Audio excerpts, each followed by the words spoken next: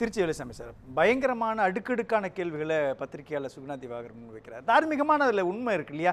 நீங்க ஏன் அலையன்ஸ் இதுவரை ஃபார்ம் பண்ணல இல்லையானா அப்புறம் பேசுவோம். நீங்களே முன்னால முடி உண்மைன்னு இல்ல சார், அலையன்ஸ் ஏன் ஃபார்ம் பண்ணலன்றது தார்மீகமான நியாயமான கேள்வி தானே சார்? சார் சொன்னாதானே உங்களுக்கு புரியும். சொல்லுங்க சார். சொல்றவர்களும் உங்களுக்கு புரியாது. இவள நீங்க கற்பனையிலே மிதக்குறீங்க. கூட்டு சேர்ந்தா பலம், பிரிஞ்சா பலவீனம். அது பள்ளி கணக்கு. 4 3 7ங்கிறது பள்ளி கணக்கு, 7 3 10ங்கிறது பள்ளி கணக்கு. அரசியல்ல 4 3 சேர்ந்து 3 2 வரலாம், 5 வரலாம், 7 3 சேர்த்து 4 கூட வரலாம். அதுக்கு உங்களுக்கு உதாரணம் சொல்லணும்னா, சமீபத்திய உதாரணம் 23 கட்சி கூட்டணி இருந்த திமுக தோத்துச்சா? தனியா நின்ன புது கட்சி தாவேகா ஜெயிச்சுதா? அப்ப எண்ணிக்கை ஜெயிச்சுதா? இல்ல இல்ல. 14 கட்சி கூட்டணி மக்கள் கூட்டணி ஜெயிச்சுதா? இல்ல. திமுகங்கிற ஒரு கட்சி 2ஆ பிரிஞ்சுதா? திமுக அதிமுக அவ்வளவுதான் முடிஞ்சதுன்னு சொன்னாங்களா? 2 கட்சியுமே பலமா வந்துச்சா? இதெல்லாம் யதார்த்தத்தை, நடைமுறையை புரிந்து கொள்ளாமல் பேசுறதா. அதான் நான் சிரிச்சுக்கிட்டு இருந்தேன். அப்ப அவர் அங்க சொல்றது சொல்லி முடிக்கல. இல்ல, அங்க சொல்றது நான் முடிக்கல. அவர் சமூக நீதி என்ன சொன்னார்ல, இதுக்கு மட்டும் வேணா அவர் ஒரு பதில் சொல்லட்டுமே. சமூக நீதினா என்ன உங்களுக்கு தெரியுமா? இந்தியாவிலேயே முதலாக இந்து அறநிலையத்துறை அமைச்சர்னு 54லேயே காமராஜர் போட்டார் பரமேஸ்வரனை. இந்த 60 ஆண்டு ஆளா காட்சியில நீங்க யாராவது போட்டிருக்கீங்களா? சுதந்திரம் வருகிற போதே சிவசண்முகன் ஒரு பட்டியலத்தை சேர்ந்தவர் தமிழ்நாட்டில் சபாநாயகராக இருந்தார். சமூக நீதி யார் பண்ணிருக்கா? எங்க கட்சியில இன்றைக்கு கூட பட்டியலத்தை சேர்ந்தவர் தான் கார்கே, அகில இந்திய தலைவர். திமுக வர முடியுமா? நீங்க நாளைக்கு மாத்தி போடுவீங்களா? நாங்க எல்லாரையும் ஏற்றுக்கொள்கிற நாங்க சமூக நீதி பண்ணல. இன்னொன்னு சொன்னா, அவர் சொன்னார் இந்திய எதிர்ப்புன்னு சொன்னார். முதல்ல இந்தி அதனுடைய பின்னணியாக தெரிஞ்சுட்டு பேசுறீங்களா? அரசியல் நிர்ணய சபை உருவாகிற போது அது எல்லாம் விவாதிச்சு ஆட்சி மொழி எதுன்னு விவாதம் வருது. அந்த விவாதம் வர இடத்துல கடைசியில ஓட்டெடுப்பு, ஹிந்தி மொழி ஆட்சி மொழி வந்ததுக்காக ஓட்டெடுப்பு நடக்கிற போது சமமான ஓட்டு விழுகுது. அன்றைக்கு சேர்பர்சனா இருந்தவர் சஞ்சீவ் ரெட்டி. அவர் தன்னுடைய ஓட்டை இந்தி மொழிக்கு எதிராக போட்டதுனாலதான் அரசியல் சட்டத்திலேயே அது ஆட்சி மொழியா வரல. அதற்கு பின்னால 69ல ஒரு பார்லிமென்ட் ஜனாதிபதி தேர்தல் வருது. விவி கிரியும் சஞ்சீவ் ரெட்டி நிக்கிறாங்க. அப்ப பெரியார் என்ன சொன்னார் தெரியுமா? நான் சொன்னா நீங்க கோபப்படுவீங்க. பெரியார் சொன்னது, கண்ணீர் துளி பசங்களா, 1000 இருந்தாலும் சஞ்சீவ் ரெட்டி நம்மாடு, விவிகிரி பாப்பான். அது மட்டும் இல்ல, நாம இந்தியர் எல்லாம் பேசுறோம் இல்ல, அன்னைக்கு இந்த ஒரு ஓட்டு மட்டும் ஒரு போடாம இருந்தா நமக்கு வேலையே கிடையாது, அன்னைக்கே ஆட்சி மொழியா வந்திருக்கும். அதனால தான் நீங்க சஞ்சீவ் ரெட்டிக்கு ஓட்டு போடணும்னு சொன்னார். அப்ப அவங்க சொன்னது என்ன? அந்த தலைவர் பத்திரிகையாளர் சொன்னதா ரகசியம் ஒண்ணும் கிடையாது. தந்தைக்கு வயதாகிவிட்டது, ஏதேதோ பிதட்டுகிறார். அதனால நடைமுறை அரசியல நம்ம பேசுவோம். சரி சார், நடைமுறை அரசியலே பேசலாமே. நீட் வேண்டாம், நீட் எதிர்ப்புன்ற நிலைப்பாட்டை முதல்ல திமுக எடுத்ததா காங்கிரஸ் கட்சி எடுத்ததா? ஐயா, இந்த கேள்வியே அடிப்படையே தப்பு சார். இன்னைக்கு ராகுல் காந்தி கைது செய்யப்படுறாரு சார். காக்ரோச் ஜனதா பார்ட்டிக்கு ஆதரவு தெரிவிக்கிறாரு. இந்த நிலைப்பாட்டை காங்கிரஸ் எடுத்ததா திமுக எடுத்ததா? இந்திய எதிர்ப்பு நிலைப்பாட்டை காங்கிரஸ் எடுத்ததா திமுக எடுத்ததா? ஏன் காங்கிரஸ் இந்திய எதிர்ப்பு நிலைப்பாட்டை பின்னாடி எடுக்கிறதுக்கு பலவீனம் தான் என்ன பேச விட மாட்டேங்குது. இதுல என்ன சார் பலவீனம்? சார், வரலாற்று யதார்த்தம் இல்லையா? அதுல நான் என்ன சொன்ன விட்டாங்க தெரியும். நான் உண்மையை பேசுறேன், நீங்க கேட்க மாட்டீங்க. நீட்டை கொண்டு வந்தே காங்கிரஸ் எங்களுக்கு தெரியும். அது கொண்டு வரும்போது என்ன சொல்லுச்சு? அந்தந்த மாநிலங்கள் ஏற்றுக்கொண்டால் ஏற்றுக்கொள்ளலாம், ஏற்றுக்கொள்ளாத மாநிலம் கிடையாதுன்னு சொல்லுச்சு. அது வேற. இன்னைக்கு நடந்த போராட்டமும் நீட் வேணுமா வேண்டாமாங்கிறது அல்ல. அவ்வளவு பெரிய நீட் தேர்வுலே வினாத்தாளர்களே முன்னாலே வெடி வந்துருச்சுல்ல, அதுதான் பெரிய பாதிப்பு உருவாக்கின்னு போராட்டம். இதையே பெரியாம நீங்க பாட்டு பேசிக்கிட்டு இப்ப நீட் வேணும்ன்ற நிலைப்பாட்டுல காங்கிரஸ் இருக்கு, அப்படிதானே? இப்ப நான் தமிழ்ல தானே சொன்னேன். இல்ல, எனக்கு விளக்குங்க, மக்களுக்கு புரியுங்க. இல்ல சார், இப்ப காங்கிரஸ் கட்சியோட நிலைப்பாடு இல்ல சார், காங்கிரஸ் கட்சியோட நிலைப்பாடு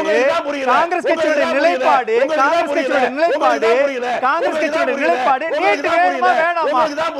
நீட் வேணுமா வேணாமா சார்? சார், நீட் வேணுமா வேணாமா சார்? சார், காங்கிரஸ் கட்சியோட நிலைப்பாடு நீட் வேணுமா வேணாமா? காங்கிரஸ் கட்சியோட நிலைப்பாடு நீட் வேணுமா வேணாமா சார்? நான் வேணும், கொண்டு வந்ததே நாங்க தான் சொல்றேன். நீங்க எந்த உலகத்துல இருக்கீங்க? நீட் வேணும், நீட் வேணும். உங்களுக்கு எதுவுமே புரியல. அதான் சார் மக்களுக்கு வேணும். மக்கள் புரிஞ்சிருக்காங்க. இப்போ இல்ல, ஒரே ஒரு சந்தேகம் தான். என்ன? காங்கிரஸ் இன்னைக்கு டெல்லியில போராடுறது நீட் எதிர்ப்புக்காக இல்ல, நீட் வினாத்தால ஏன் கசிய விட்டீங்க? இதுக்கு ஏன் பொறுப்பு? அப்படிதானே? கசிய விடுவதல்ல, பகிரங்கமா வந்தனால இந்த தேர்வே கேலி கூத்தா போச்சுங்கிறது. அப்ப நீட் வேணும்ன்ற நிலைப்பாடு தான் காங்கிரஸ் இருக்கு. திரும்பி அப்ப தேர்வே வேணாங்கிறீங்களா? என்ன கொண்டு வரும்போது என்ன கொண்டு வர வெளிப்படையா சொன்னேன்ல, அதை புரிஞ்சுக்கிற சக்தி உங்களுக்கு வேணுமா? நம்ம நீட்டை அந்தந்த மாநிலங்கள் விரும்பினால் ஏற்றுக்கொள்ளலாம், விரும்பாத மாநிலங்கள் வேற தேவையில்லை, அதான் கொண்டு வந்துச்சு. 2021 சட்டமன்ற தேர்தலில் திமுக கட்சி சேர்ந்து சொல்றீங்க. அவர் கூட ஒரு வார்த்தை சொன்னாரு, எனக்கு கோபம் தான் வந்துச்சு. இன்னும் சொல்லிக் கொள்ளாம காங்கிரஸ் ஓடி போச்சுன்னு. ஒரு தேர்தல் முடிஞ்ச உடனே காங்கிரஸ் தலைமையில் தான் கூட்டணி, கூடா நட்பு கேடில் விளையும் சொல்லிட்டு போச்சு திமுக. சொல்லிட்டு ஓடி போச்சா, குதிச்சிட்டு போச்சா? அரசியல் அவனுடைய விருப்பம். பிக் பிரதர் ஆட்டிவிட்டு என்ன சுயநலமா சார்? என்ன சுயநலம்? சுயநலம் கிடையாது. நான் திரும்பி இதை சொன்னாதான் உங்களுக்கும் புரியும். பார்லிமெண்ட்ல எத்தனை மெம்பருக்கு மொத்தம் சொல்லுங்க? சொல்லுங்க, நீங்க என்ன சொல்ல வரீங்க?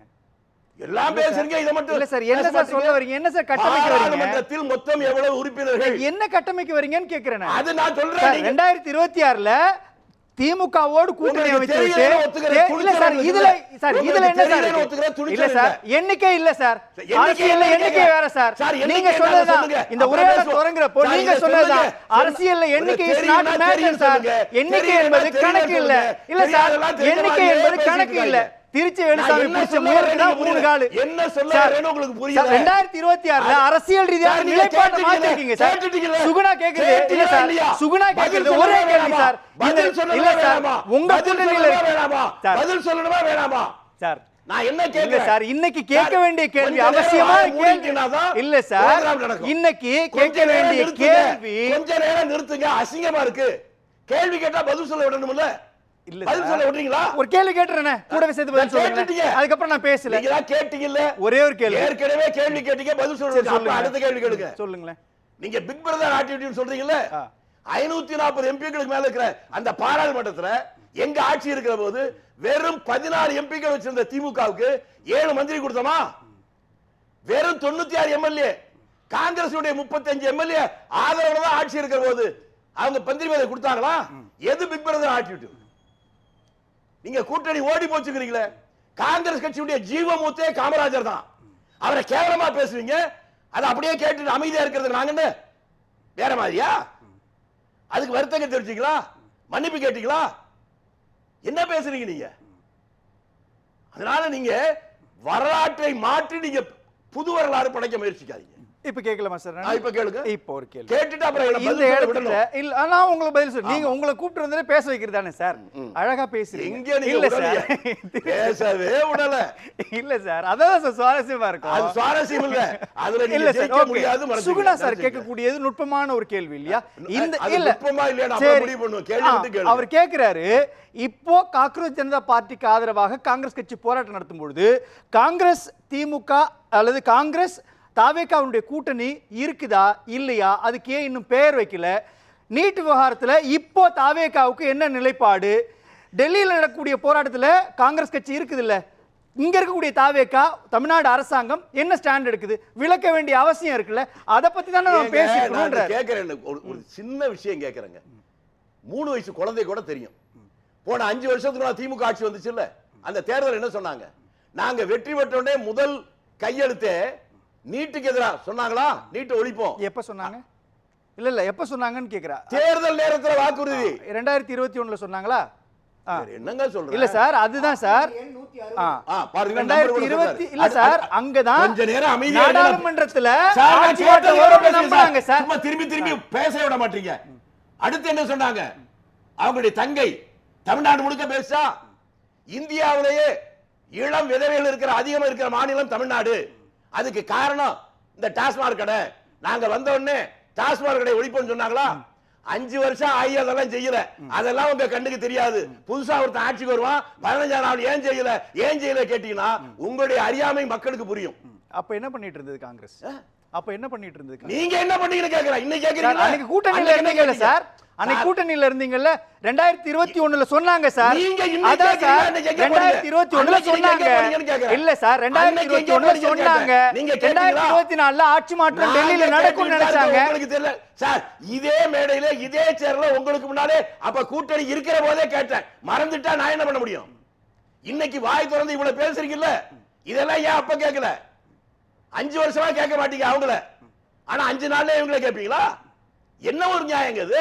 அப்போ நீட் விவகாரத்துல தமிழ்நாடு அரசாங்கம் தன்னுடைய நிலைப்பாட்டை சொல்ல அது வேண்டிய வேற அவசியம் சார். இல்லை. நான் என்ன அதை கேக்குறேன், நீங்க புஷ் பண்ண இவ்வளவு மாட்டீங்க நீங்க கேக்குறீங்களே சார். அந்த ஒரே நீட் தேர்வுல செத்து போனவங்க எவ்வளவு பேர்? இல்லைங்க சார், அது புரியுது எனக்கு. நான் புரியுதா? கேக்குறது இல்ல சார், நான் இதாவது கேக்குறது புரியுது. இல்ல சார், நான் கேக்குறது என்னன்னா, காங்கிரஸ் கட்சி, தாவேகா, திருமாவளவனுடைய விசிகா, இடதுசாரிகள், ஐயுஎம்எல் எல்லாம் சேர்ந்து இருக்கீங்கல்ல, இப்போ ஏன் இந்த கூட்டணிக்கு ஒரு பேர் வைக்க மாட்டேன்றீங்க? பேர் நாங்க வச்சுக்கிறேன், நீங்க எங்க கவலைப்படுறீங்க? எதுக்காக கவலைப்படுறீங்க? நான் சட்டை தான் போட்டிருக்கேன், நீங்க ஏன் கோட்டு போட்டீங்க நான் கேட்கலாமா? உடை போடுறது உங்க விருப்பம், கூட்டணி பேர் எங்க விருப்பங்க, நீங்க ஏன் கவலைப்படுறீங்க? சார், பாஜக எதிர்ப்புல காங்கிரஸ் கட்சி உறுதியா அது இருக்குல்ல? எங்களுக்கு தெரியுங்க. இல்ல, நாங்க அந்த பேர் அந்த வைக்கிறது உறுதி எங்களுக்கு தெரியும். தாவேகாவுக்கு உங்க இருக்குதா? வேலையை நீங்க பாருங்க, எங்க வேலையை அதுதான் நாங்க சார் பார்க்கணும். கேட்கணும். எங்களுடைய செயல்பாடுகளை பத்தி கேளுங்க. பேர் வைக்கிறத பத்தி கேட்டீங்கன்னா உங்களுக்கு கேட்க எதுவுமே இல்லைன்னு நாங்க எதிர்த்து பேசிட்டு இருக்கோம், நீங்க ஏன் பேச மாட்டேன்றீங்க? நாங்க எங்களுடைய வாய்ஸ்க்கு நீங்க ஸ்ட்ரெngthen பண்ணுங்கன்னு சொல்லி தாவேகாவை கேட்கலாமே சார். காட்டுனீங்க, கைது பண்ணாங்க காங்கிரஸ் எம்பிக்கள்னு. அது போராட்டமா இல்ல வீட்டுல உட்கார்ந்து இங்க பேசிட்டு இதுவே போராட்டமா? திமுக இருந்துச்சுன்னா என்ன பண்ணிருக்கும்?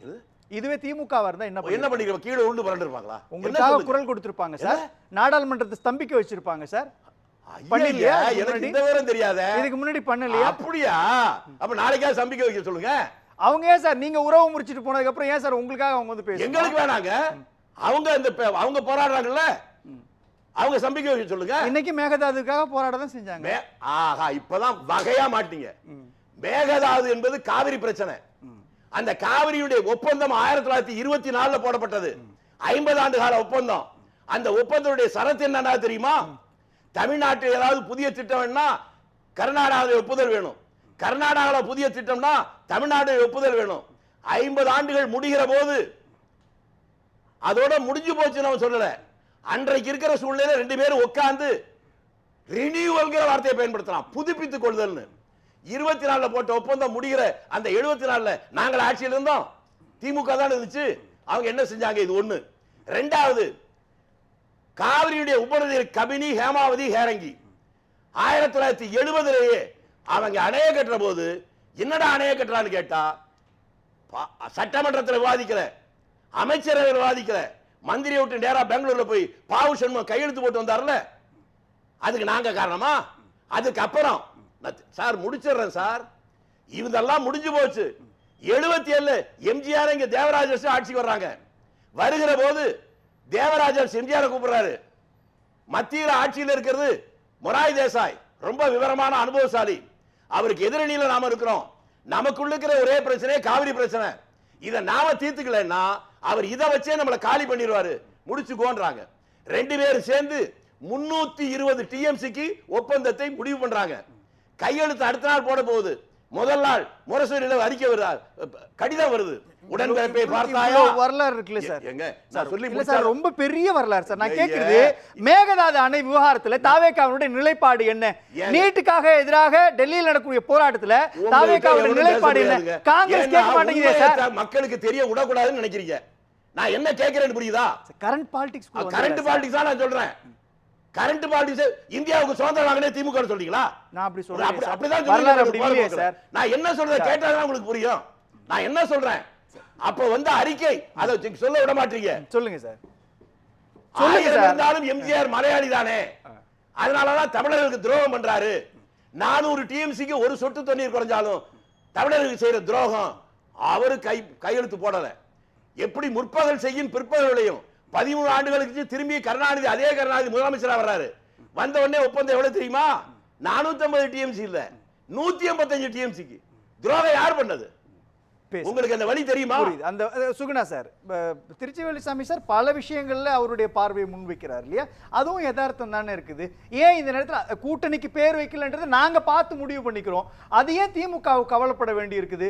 நீட் விவகாரத்தில் அவங்க சொல்றாங்க, பேசுறாங்க, அதை பத்திலாம் நீங்க ஏன் கவலைப்படுறீங்கன்ற வார்த்தை முன்வைக்கிறார் இல்லையா? ஏன் பேசணும்? காவிரியிலையும் வச்சுக்கோங்க. ஏன் பேசணும், தாவேக்கா ஏன் பேசணும்னு கேட்குறீங்களா? இல்லை, அதில் இப்போ நம்ம இப்போ இதில் திமுக வந்து நாங்கள் வந்து நீட்டு ரகசியம் அப்படின்னு சொன்னாங்கிற ஒரு குற்றச்சாட்டு இருக்கிறது. 2024 நாடாளுமன்ற தேர்தலில் திமுக காங்கிரஸ் கூட்டணியை சந்திக்கிறாங்க. திமுக காங்கிரஸோட கூட்டணி சந்திக்கிறது. அப்போ காங்கிரஸுடைய தேர்தல் அறிக்கையிலேயே வந்து என்ன சொல்கிறாங்கன்னா, நாங்கள் ஆட்சிக்கு வந்தால் நாங்கள் வந்து நீட்டுங்கிறத வந்து ஒரு மாநில அரசு வந்து ஏற்றுக்கொள்ள வேண்டுமா வேண்டாமா என்பதை அந்தந்த மாநில அரசுகளே முடிவு செய்யும் அப்படிங்கிற ஒரு விஷயத்தை வந்து காங்கிரஸ் கட்சியினுடைய தேர்தல் அறிக்கையில் அறிவிக்கிற போதே அப்படித்தான் அறிவிச்சு சொன்னாங்க. காங்கிரஸ் கட்சி ஏற்றுக்கொள்ளலாம் இல்லடி, இப்ப புதுசா சொல்லல. அதுக்கப்புறம் பிஜேபி கவர்மெண்ட் வந்த பிறகு அது மாறி என்னது. ஆனால் பிஜேபி தான் அங்கே வந்து 2024 வந்து ஆட்சிக்கு வந்துருச்சு, அந்த நடைமுறைங்கிறது வரல. இப்போ என்ன கேள்வினா, இப்போ காங்கிரஸ் வந்து திமுக கூட்டணி விட்டு வெளியில் வந்துட்டாங்க. வெளியில் வந்து விட்டது பிறகு ப. சிதம்பரமாக இருக்கட்டும், கார்த்தி சிதம்பரமாக இருக்கட்டும், அவங்க ஒரு கேள்வி கேட்குறாங்க, நீங்கள் வந்து பாஜக எதிர்ப்பு நிலைப்பாட்டை எடுக்க வேண்டும், இந்த மாதிரி பாஜக வந்து தொகுதி மறுவரையறை மசோதாவை கொண்டு வராங்க, நீங்கள் வந்து அதுக்கு ஆதரவு தெரிவிக்கக்கூடாது அப்படின்னு கேட்குறாங்க.